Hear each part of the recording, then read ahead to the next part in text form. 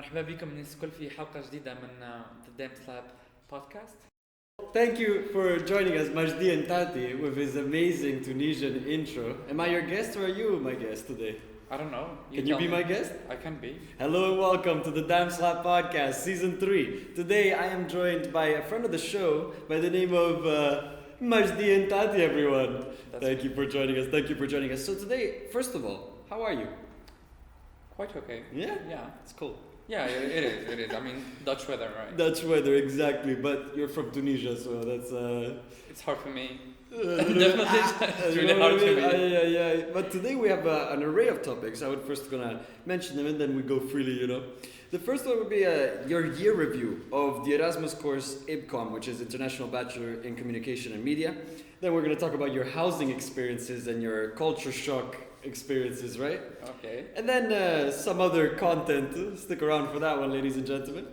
And lastly, I'm going to give some insight into a robbery that occurred in Kralingen. So that's going to be quite interesting as we all live in the same region. So let's get right into it, shall we? First of all, how's this year been, man? Well, tough question, not gonna lie. I think it's been hard for everyone, right? So with lockdown and all the shit happening, moved here, met people, but then lockdown during winter vacation, right? So it's been hard. A lot of down moments, mostly down moments. Not gonna lie, it was really tough year, but yeah, it's been a bit better these days. Last couple of weeks, but yeah. Nice. But I mean, what made you? Because you were in Tunisia, you were studying in Tunisia. Yeah. For the majority of your life. Yeah, I was born in Switzerland, but moved back to Tunisia when I was like 5-6 years old, and lived most of my life there. Yeah. But what made you come to study in Rotterdam? Okay, so I went to high school there, middle school in Tunisia as well. My whole purpose during my whole life was to go back to Switzerland after graduating from high school. But then Switzerland, expensive, very expensive. So just wanted to go back to Europe, let's say. And then I was looking for universities all over Europe. Then I found the Netherlands. It was quite cheap, let's say, for a European student. And here I am. Well, why Erasmus? Why Erasmus? Good question. It's a question I always get asked.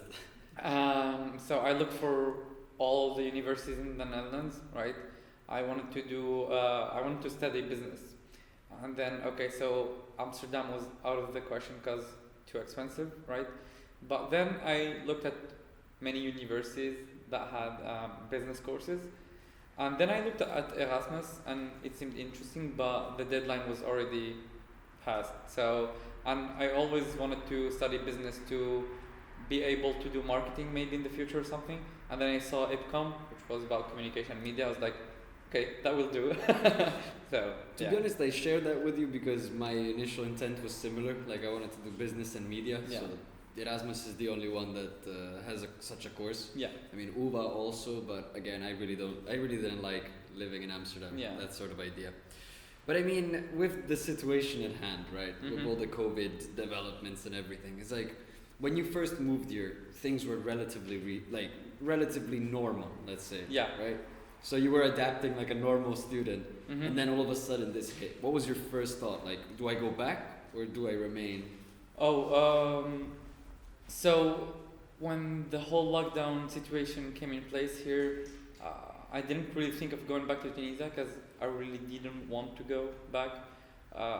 And there were like a lot of measures taken in Tunisia for people coming outside of Tunisia, and it was, not gonna lie to you, it was a pain in the ass, to go back.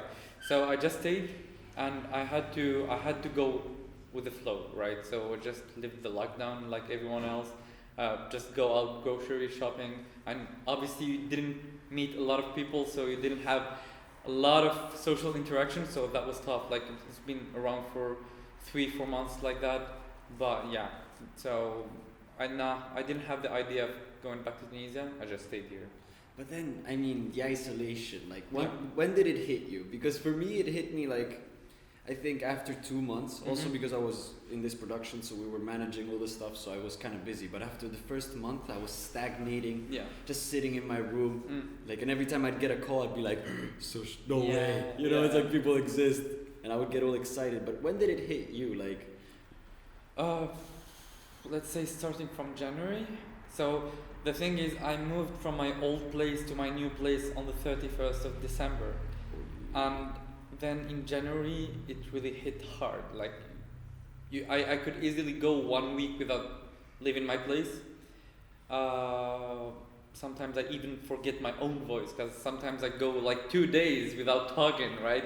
You don't have a phone call or something. Obviously I call my friends back home, but sometimes you just don't feel like it, right? You just like spend your whole day sitting on your chair. What is there to say? You know, sometimes you're literally just sitting at home. Exactly. It's like, oh, how's the weather? Oh, it's good. Exactly. That's right. what my comp was with my grandparents. Anyway. And then you've got online classes, and it's the only interaction you have. And sometimes you even talk to people on online classes, and you say, we're all in this shit together, right? You want to talk to people, but people are so cold, right?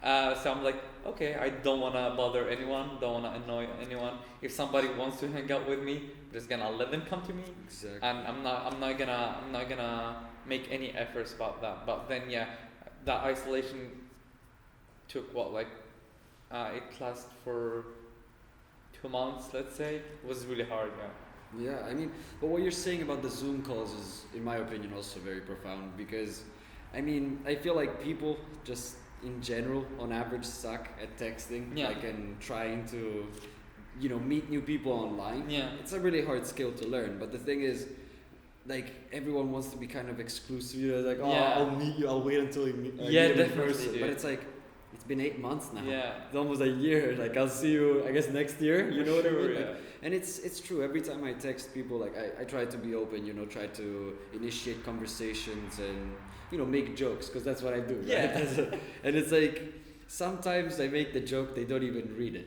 You know, and that's what I mean. It's like, what are you doing? Like, I know you're in the same shoes as me. You're doing nothing. You're looking at the Zoom, doing nothing. You read the comment and you don't even smile. Like, no, that sucks. Like, we used to be in the same tutorial group in third term, right?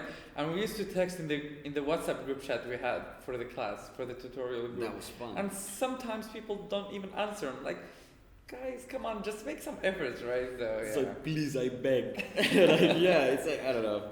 But I mean, meeting people especially was super hard. Like, it felt weird. Yeah. It felt odd, because it's like everyone has a different perception of what regulations they should follow. Yeah. Like, whether the country says one thing or the other, nobody cares. Yeah. Everyone's gonna do what they believe is best. So I mean, especially student-wise, there's some people that party like with 500 people, and some other people are super cautious with like gloves in the supermarket, you know. So it's a really, really weird time. But the weirdest aspect is that we were forced to be at home, right? And you were forced to be at home in a house with people that you didn't personally know until the day you met them. And this is where I make my second point. If you could indulge us with your best roomie experiences so far abroad. Damn, okay, I'm gonna have to relive that for you. So as I said, I moved to the new place on 31st of December, right? And it was quite okay. I mean, my room is pretty small, but you live with it. You just deal with it, right? It was quite okay for a week. For a week. For a week. That's really not a long time.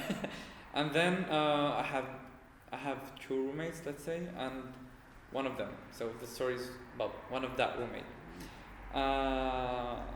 It just started like being awkward, and after the first week, I started hearing a person speaking aloud in the house. I'm like, okay, maybe he was just having a bad day or something, right? And then I hear that person speak alone in his own language and in English sometimes. And when I hear him speak in English, so I understand him, he says like irrelevant shit. Nice. So I'm like, okay, what did I get myself into? And then one day I hear hitting in the kitchen. I'm like, what the hell is happening here? Then I hear that guy shouting on his own, and goes into his room, goes like, yeah. I'm like, okay, where am I right now? What football match did I miss? That sort of thing, like, yeah. Like, that was weird as fuck. So, and then, one night, I hear that guy, like, goes crazy in the kitchen, hitting, shouting, cursing, and I hear, like, glass shattering. Like, whoa, that's not normal at all. And the fun part about that is that night, I wanted to pee so bad, okay? And I stayed in my fucking room until that guy went back to his room so I could go to the toilet real quick, like a fucking cat, to just pee. And then went back to my room, like, in a second. Oh no. And, like, it's been like that for a long ass while, right? So wait, this whole time since December. Right now, for the audience's sake, this, like, we're recording in May. Yeah. So... Yeah, so it's been a while. It's been a long while. Then, so... I called the landlord about that. Like you should, right? Obviously, I called the landlord about that, and I told him, okay, so there's this happening, it's not okay, etc. Like, can you even go to the bathroom? Like, I'm not even feeling safe at my own place, right? So he came. My landlord is a really cool guy. He came, talked to the guy, and he told me, okay, so he said he was having problems at work. Understandable. And, like, we all have off days. And he's not expecting any more problems. So I was like, okay, cool, thank you. Good. He went back quiet for 2 days, then he went crazy again. No. Like, I started hearing the guy speaking from morning until he went to sleep. Like, I was praying God just to have like 5 minutes of silence, you know, the day. But was he the type to sing? Like, yeah. He actually does music in his room, and sometimes he keeps, not even sometimes, most of the time he keeps his door open, so it's like just pain in the ass, you know. Every time I ask him, dude, can you close that door? He closes it, but like it happened. Yeah. But how old is this man? Or I assume it's a man because housing. I'm really not sure of his age. He's older than us for sure. But like that's the weird part in my flat. Nobody talks to nobody. You see what I mean? But that's really weird. With the mix of like Corona in this situation, it's like that's isolation just on a different level. Yeah. But it's like, so this man was essentially just, you know, behaving as though he was living alone. Exactly. So that guy is talking on the phone in the common area and in the kitchen, like he's living alone basically. But the glass shattering, what happened with that? Oh yeah, so actually the day after that I went to the place of a friend of mine in Rotterdam, and actually that day was the day where he went crazy. That was my birthday, and I went to my friend's place, and the other roommate texted me and said, like, that guy said he just threw a wine bottle on the floor. What? Yeah, just I don't know. It's been crazy. Not gonna lie to you. Oh my god. But as I said, after I called the landlord, it went quiet for a bit, and then it went crazy again. And then the guy started being weird to me.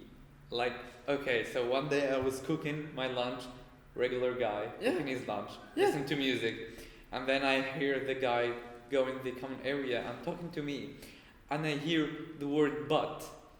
I was like, sorry, I take my AirPod off, and I was like, sorry. I was like, oh no, I just said you have a nice ass.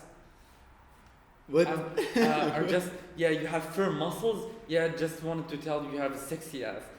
I was like, hey yo, I mean, damn, Daniel, what the heck is happening here? Thanks, I guess. Yeah, that's awkward.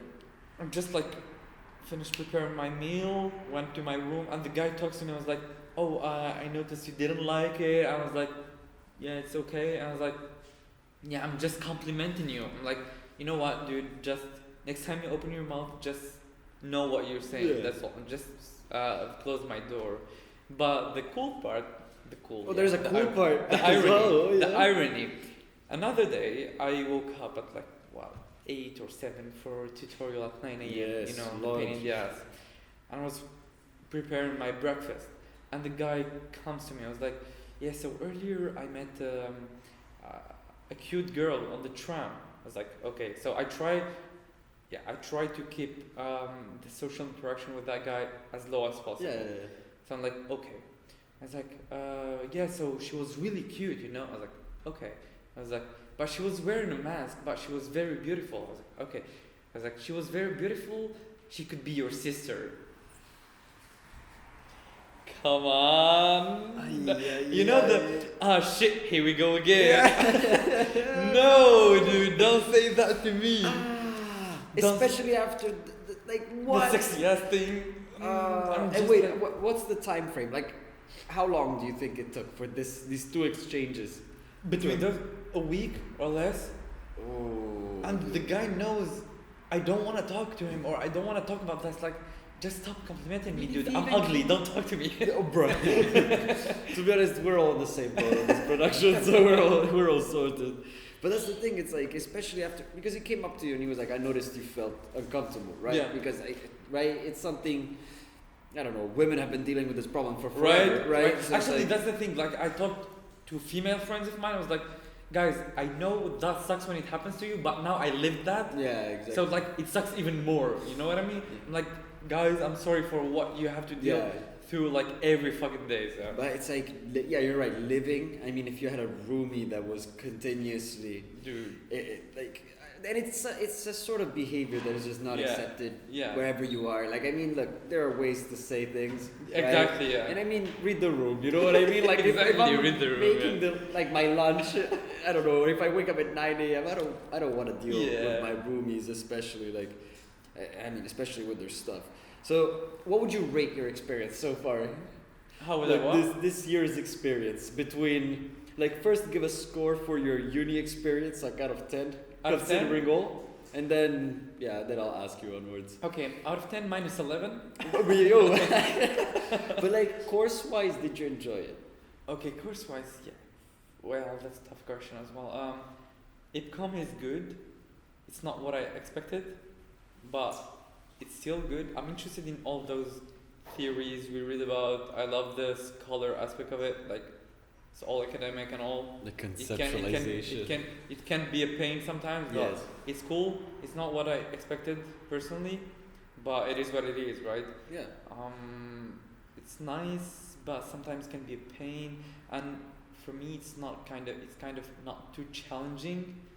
So, like, I put minimum efforts and I have great grades, you know what I mean? Yes. So I'm like, it's a bit unfair, because even like, just if I can do this, then other people can do this as well. So it doesn't reflect the real level of people, you know, the academic level of people. So I don't know, just live with it, you know, deal with it, and That's fair. But like, with the same reasoning, I like the study because it gives me enough time to run an entire production. True, that's true. I mean, or else I would never have the time. Like, other courses, they're struggling almost twice as much as we are. But at the same time, you're right. Like, the theory behind it is definitely very interesting. It's more like, the conceptualization and the theorizing is hard to do over Zoom. So when you're like talking about an article, for example, at 9 a.m., it's like time-wise, people are gonna manage their days differently. So you might read that article later, and the whole tutorial, like, essentially, you gotta take notes to then later on understand. Exactly. Which is fair enough. But then, what would you rate your experience of living? So, like, your housing experiences abroad. Dude, that was a hell for me. But overall, it just kind of sucked.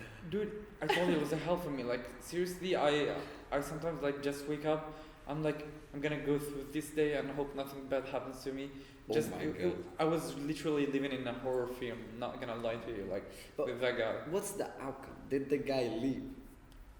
He did not. I'm still living with him. My contract ends at the end of August. So I'm like, okay, I'm gonna live with this, and I'm gonna go back home at the end of June after exams. Holiday. So fair enough. I just have to deal with this for 2 months now, and I'll be gone by then. But like, how often do you see this guy?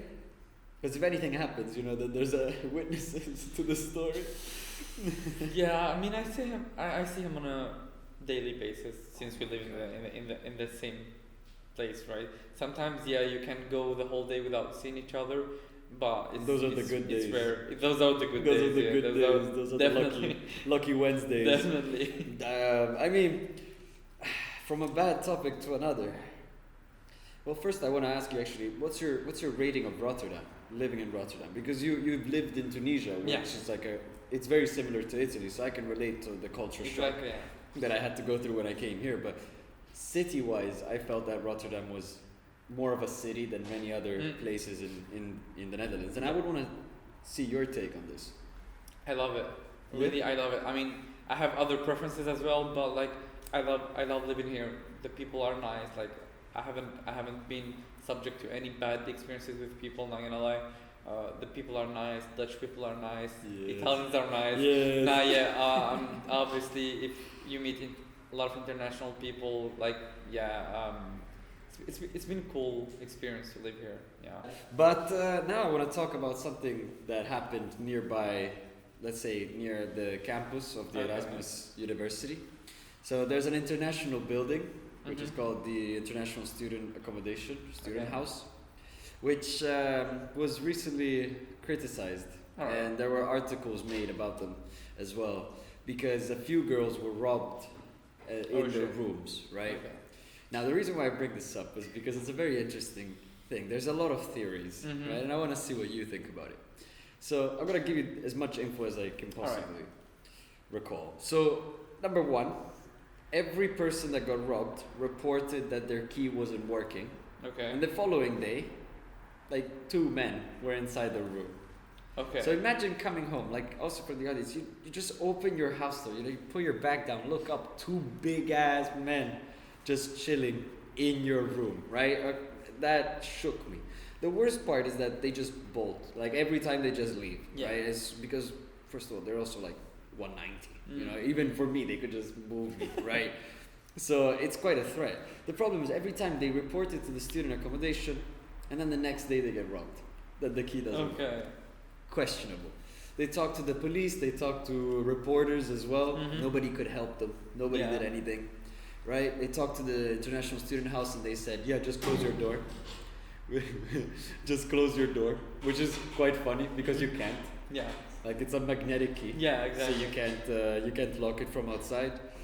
And ultimately it's like this. Ultimately, the main threat is that these girls are feeling like they're unsafe. Just like you said, right? Because it's like, how can you have the certainty that it won't happen again? Exactly. And nobody seemed to care because of the COVID thing, the parties and everything, right? So the police would just come and be like, there's parties? No, Okay, yeah. Understandable, have a nice day. That. So ultimately, I want to ask you, right? Which conspiracy theory do you support the most? Okay. A, that the building has this whole affiliation with the 2 men to steal from the people. Number 2, the girls left the doors open and are now blaming the building. Okay. Right? Which is also apparent, right? Number 3, nothing really happened. Like a guy, 2 dudes just walked into an open room and the girls happened to walk back at the same time. And that's that. Literally, that's the 3rd story. And you want my take on that? Which one do you think is more plausible? Because everyone in my building is going apeshit over this. Yeah, it's probably the Illuminati, dude. Yeah? The Illuminati? The triangle? Yeah, definitely. So SSH, police, and the 3 dudes? Sure, okay, that makes sense. It's always them. No, but seriously, I'm not really a conspiracy guy, right? It's all possibilities. Everything is probable. You just need to look at everything, every possibility to know. But yeah, it seems sketchy. Not gonna lie, it seems sketchy. And even just the thought of somebody standing in your room, even not robbing anything, right? Just somebody being in your private area. Yes. Like, nah, dude. Nah, I'm not gonna take that. So yeah, it seems sketchy, the whole thing. But why doesn't the police take care of the investigation? There's a reason. Why isn't the owners of the building, taking care of this shit happening? I don't know. Like, why are we living this? Like it is. But the reason why the police is not taking action is because the association of the buildings should take action. Yeah. The thing is, the association of the building was like, we can't confirm whether the door was not geobroken, but like you get me, like demagnetized and remagnetized, or if you just left the door open. Yeah. So we'll just blame you until. Yeah. No, that's the thing. Like, I feel like nowadays that's a problem everywhere in the world, right? We just wait for a disaster to happen to take actions, right? every time it's like that in Tunisia. Like every time when somebody dies, we check the elevators. When somebody dies, we redo that hole in the road that caused the accident. When somebody dies, we fix the problem. Like, just take care of the problem before the disaster happens, and let's take care of each other, human beings. You know what I mean? Just like, I don't know, but why do they not take care of that? Do they just want to keep their reputation in check or something? Yeah, I guess. Is it for profit? Just that whole everything is profit oriented now. But I mean, at the same time, it's like I understand that because in Italy, for example, the roads sometimes suck so bad that like you fall in a crater. Literally, if you go fast enough, you might actually go to another country straight up. Yeah. But it's like you're right, like, or also stoplights. They put stoplights after a crazy accident happens. And you're like logistically, you should have been able to see it before, right? Like when you set up the road, you should have been able to know that should have been better. Ultimately, yeah, you're right. It's like a disaster and then something good. And ultimately, that leads to one of the most interesting questions. What did you think about the riots? The COVID riots in the Netherlands that are still partially, I mean, now of course the regulations have, let's say, decreased, but there's still some opposition. Yeah. What's your take on it? Of course, it's your personal take. Yeah, for sure. Well, I'm all for peaceful protests. You know, if you don't cause problems to people, then it's totally your right to voice your messages. Because I'm totally against the censorship. Even if what you're saying is total crap, right? It's bullshit. But you still have freedom to express what you think. So just say it, but without causing problems to people, without breaking things, without some people's stores were broken, so they couldn't provide income for their families. Let's say that shit happens a lot in Tunisia as well. But yeah, if people are against the regulations, then it's their right to be against it. It's who am I to say no? Exactly. You know what I mean? And I personally believe there are multiple factors behind that. There's culture, there's background, there's economical. Some people can't afford to put food on their plate, so obviously they're gonna be pissed because of those regulations, and they cannot provide money. But at the same time, if they do that, then the COVID will spread worse. But it's totally complicated, you know, and that's why, for example, in Tunisia, people blame the government a lot because the government is not doing shit. But at the same time, people are not doing shit as well. The government, they're not doing shit, but at the same time, they can't do everything. I'm like, just guys, let's meet each other at the center, right? Exactly. That's what I like to say on the podcast as well. That it's like, if you're in the middle, you'll realize that you need all the sides. Exactly. You always need all the sides to really understand, because it's like ultimately, it's almost like the scoop, or what happened I think a year ago with the meat sales in the Netherlands, that they were halved, the meat production was halved, so all the farmers were really mad, right? Because it's like 50% of their entire production is gone. Ultimately, it's like from an IBCoM point of view, for example, from a student point of view, I look at it and I'm like, well, that's actually helping overall, like the production and the output of like global warming is decreased. There's so many positives, right? But at the end of the day, when you see the amount of farmers that are outraged because they genuinely need the money, and then you see these banks with their tractors, $2 million tractors, and you're like, what? The juxtaposition is so weird. Right. But essentially, I agree with you that every part of the debate is very important, mainly. But I think that's the thing. I think the state has the main role to safekeep the people, right? To almost act as a guardian of everyone, right? Yeah. So that's what I've been taught in Italy, at least, that the government should always be there for everyone in the country, right? Here in the Netherlands, it's slightly different. They're like, they worship the freedom above all. So it's like your freedom is absolute, and then we'll tell you like, yo, common good, you know, it's like we need this stuff. So the regulations and the way they took actions were so different. Do you happen to know how Tunisia handled through friends the COVID the COVID situation? Okay, in the beginning we did like an outstanding work. Okay, Tunisia was like on top of the list. The World Health Organization praised Tunisia for their efforts. Everything was the WHO. Like everything was smooth, right? We flattened the curve. Then we didn't have any active cases at certain moment. We had like 0 corona cases. Yeah, it's like Australia now. Yeah, it's like Australia now, for real. Exactly. But then we opened the borders again, and shit went downhill after that. Because after we opened the borders, then the government said, okay, we're not closing the borders again. Because obviously, the economy situation in Tunisia is shit. But like after closing the borders was even more shit, you know? But so the government couldn't close the borders again. We need the money we need the flow, we need the trading to work well, right? So now it's very fucked up right now in Tunisia. People are dying, people are suffering. There is a lack of oxygen.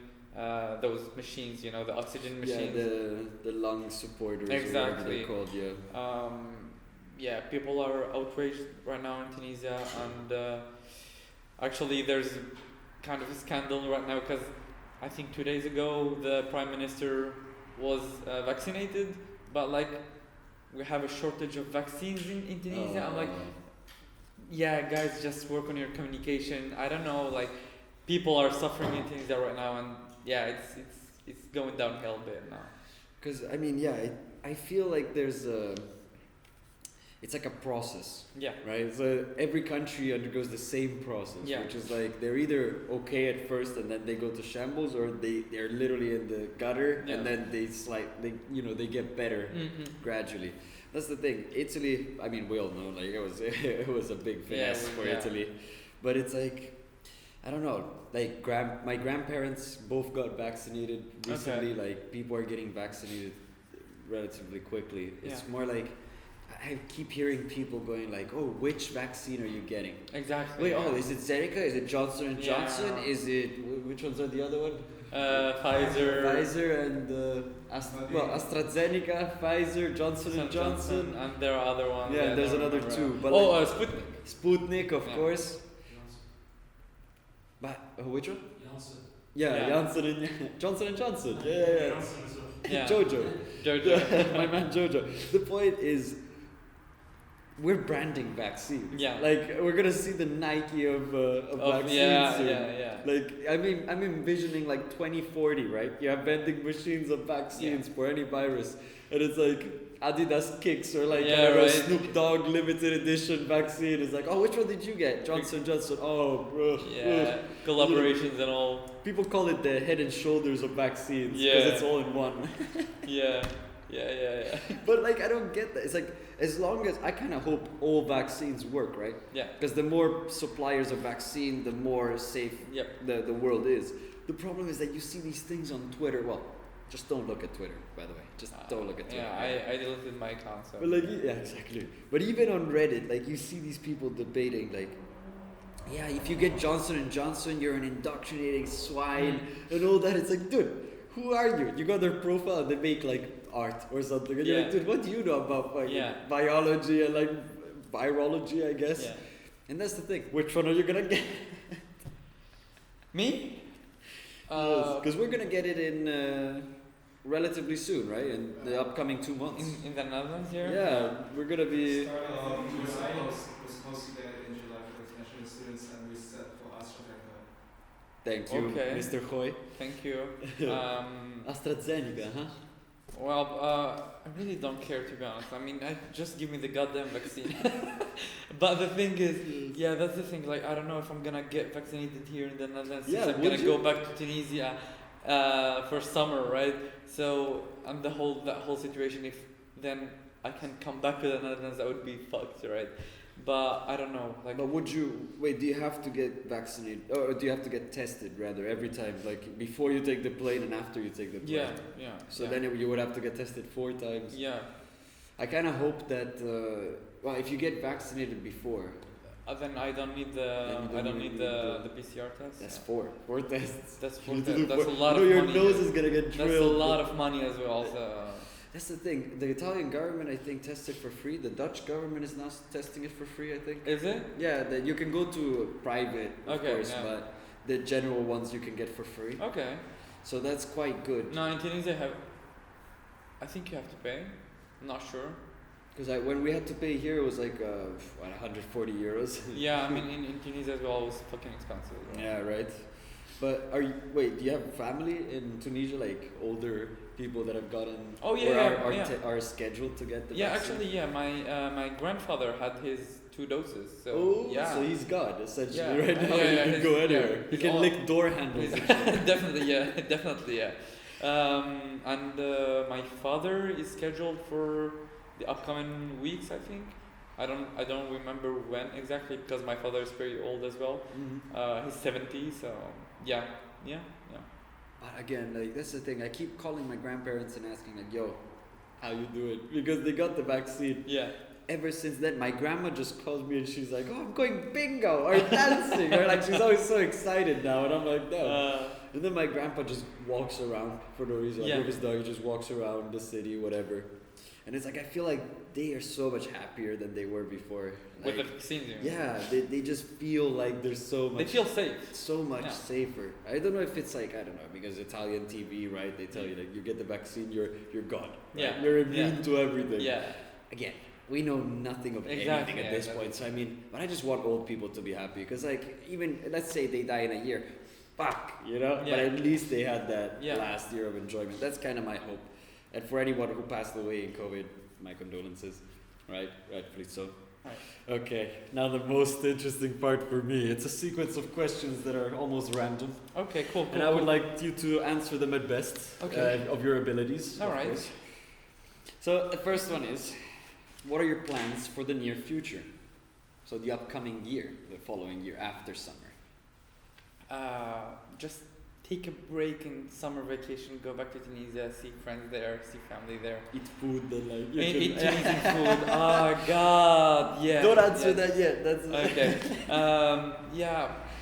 upcoming plans, just get through uni for now, maybe get better, find a good place to live at, and progress in skating. So for anyone in the audience who doesn't know, Majdi has now joined the skateboarding world. Yeah. So how would you say that's going? Is it interesting? Is it entertaining? Yeah, definitely. My legs still hurt even though I took a 1 week break. But yeah, it's going good. Just ripping my shoes, but it's good. Yeah, that's the thing, guys. Just know that will happen. So essentially, you want to survive summer. A. Yeah. B. You want to survive uni. C. Yeah. You want to change roomie. That's one thing you gotta do. I don't care. 100%. Like you gotta in the comments. I better see it in 6 months. Like, hey, that roomie's gone. Well, 6 months. Actually, 6 days would be better, man. But 6 minutes would be awesome, though. Calls you right now. I wouldn't mind. No. Well, those are good goals to be honest, because they're good. They're good goals because you can kind of measure them even if COVID decides to be a jokester again, or the friends of COVID pull up. Cool. Right. Then my second question would be, where would be your dream place to live? God. Okay, so I'm gonna say. So, for a long period of my life, I was like, I want to go to Canada. Canada. I love the country, so especially Vancouver. I've never been there, okay? I just like saw stuff on internet and all. Oh, but like don't fuck with cats. Don't fuck with cats. Oh, but that not the best. That's Toronto though. I'm not gonna. No, please. Yeah, no. No, I don't want that guy to be my roommate. Oh my god. Yeah, with your luck, to be honest, man, I don't know. Like, pretty sure I'm gonna end up with him. And Interpol coming to my place. No, but like I would say Milan. Ooh, Milan. Yeah. I mean, you're Italian. You should be proud, though. I'm partially proud, but to some extent, It's for sure. I don't know. Like, I guess I really like Milano. Yeah. Shout out to Maria, episode 1, season 1. Hey. But besides that, I mean, it's cool, amazing, right? Yeah. Expensive, right? It is. It is what it is, especially if you're not Italian, because you know Italians know everybody, and it's that's how it works. Like you exist. Yeah. Therefore, you're friendly. Yeah. But I mean, Milano. Why Milan? Yeah.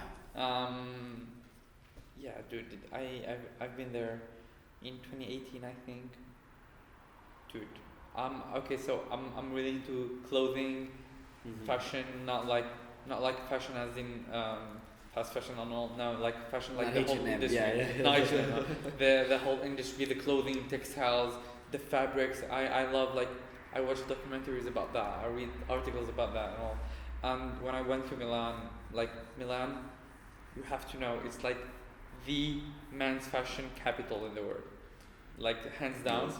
And I went there and I saw all those people, and especially men, wearing those suits. And I'm crazy about suits. Okay, I love suits. Same, man. I would love to wear suits every goddamn day, but yes, I'm a student, don't have money for that yet.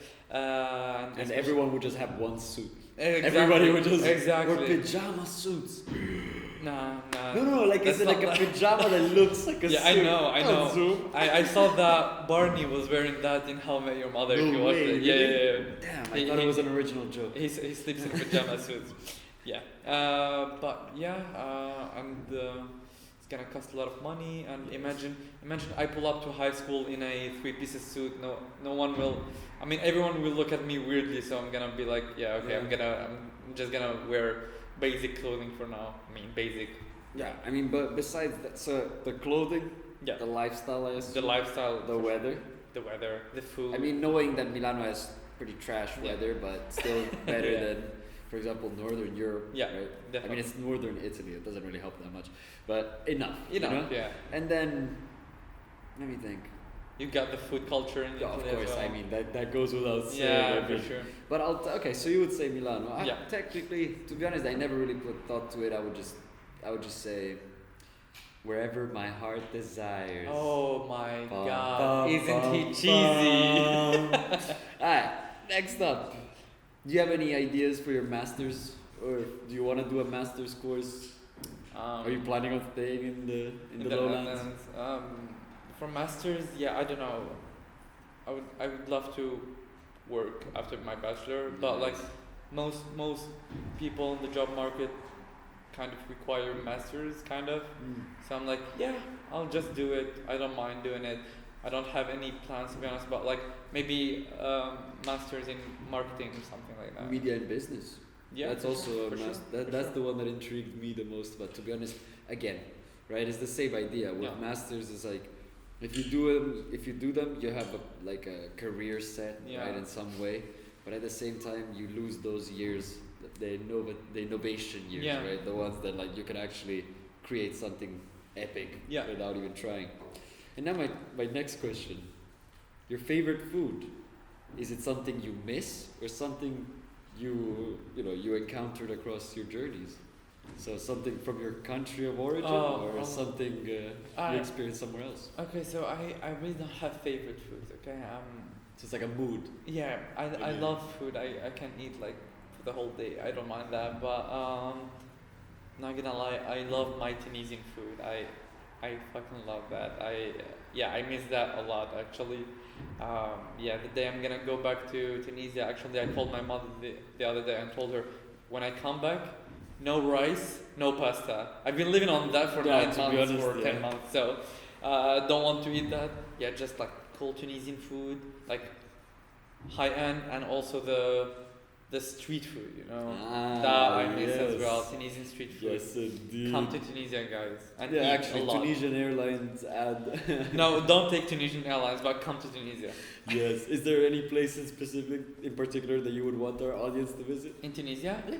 I mean, I would say go to the capital. A lot of museums there. That's where everybody would go if I search up Tunisia. No, yeah. Go to the capital. A lot of museums there. But then our whole coast is awesome. You can go. We've got like great beaches, great sea, nice hotels, and then you can just visit all over. To be honest, like every city in Tunisia has its own charm, let's say. The appeal is real. For sure. And then exactly, basing on appeal, right? Yeah. Is there a place in the world that you would want to travel to in the near future or in your life?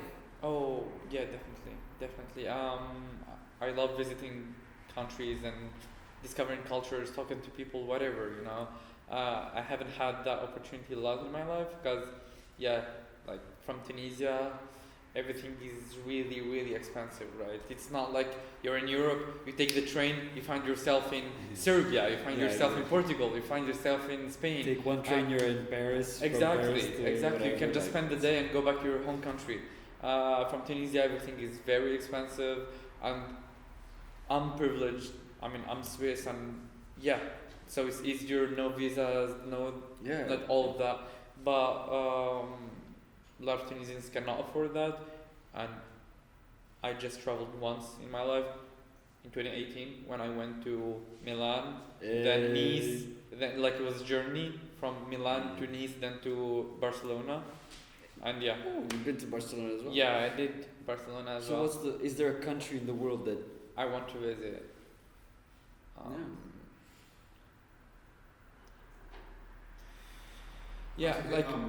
Come to Vietnam. I would love to. I'll come to your place there. Hey, but to be honest, like I would love to go back to Italy for now. Like I would love to go back to Milan, just spend more days there. Like I can spend a week there, just walking in the streets. Well, tell that to Maria Cheruti from episode 1, season 1. She was like, every time I go there, I stay for like a whole month. She loves it. Hit me up, Maria. Yeah, exactly. She can be your tour guide. And then you guys can record. You'd have to go with them and record it, but that's cool. Yeah. Unpaid intern. Gonna need to learn Italian as well. Yes. But a country, like specific country right now, not specifically, no. For me, it used to be like, first of all, Japan is one of those places that every white person wants to visit like once, right? That's average. But I do want to see South Korea. They seem to be like completely different wavelength than us, like technology-wise and like approach completely different. Yeah. So I want to see it with my own eyes. But besides that, man, I always wanted to visit. First of all, Central Africa, epic, right? Middle East, epic, right? We can all agree. Yeah. Asia, I've never had the balls to do it. Really? It's too far. Why not? It's fucking far. It scares the shit out of me. Okay. But I love it, but it scares the shit out of me. But why Japan though? Why Japan? Because first of all, if there's one thing that I love about Japan, it's their advertisements. Okay, we talked about that. I love Japanese adverts, and I love Japanese mentality to content. Yeah. Like their version of content production is completely different than mine. Yeah, so it's like I love consuming their content because it's like, to me it makes no sense. Yeah, but because it makes no sense, it's so appealing. Yeah, true that. What's your opinion? On commercials, I personally don't like the Japanese commercials. It's just too crazy for me. But I love Japan for something, which is the street fashion there. They have the best street culture when it comes to clothing. Yes. Hands down. So I mean, I've been seeing Chinese streetwear, like in major Chinese cities. You see, same. Like I think Japan set the trend of those TikToks. Right? Okay. Where you see the dudes walking casually and people filming them. That's spreading across Asia because I think it's always been there. Just people don't film each other. Mm-hmm. But now it's happening more and more. So we get to see it more and more. The clothing culture in Japan is crazy, and they make the best denim actually in the world. Denim. Yeah, it's something crazy. Nice. Yeah. Well, with that, Majdi, I would just want to ask you to do the outro for me. All right. In Tunisian as well? Yes. So wait, let me do it first. Okay, then go for it. Thank you guys for watching today's episode. Stay tuned. The next one is probably playing soon. But before you go, listen to this amazing man. Merci اللي تفرجتوا فينا. J'espère عجبتكم القعدة، عجبتكم الديسكسيون بيني أنا وصديقي دافيد. Follow TheDammSlap. Yes. That's pretty much it. يحييكم شباب، ردوا بالكم على روحكم ونهاركم طيب. And with that, like, subscribe, comment, whatever, and I'll see you guys later. Peace.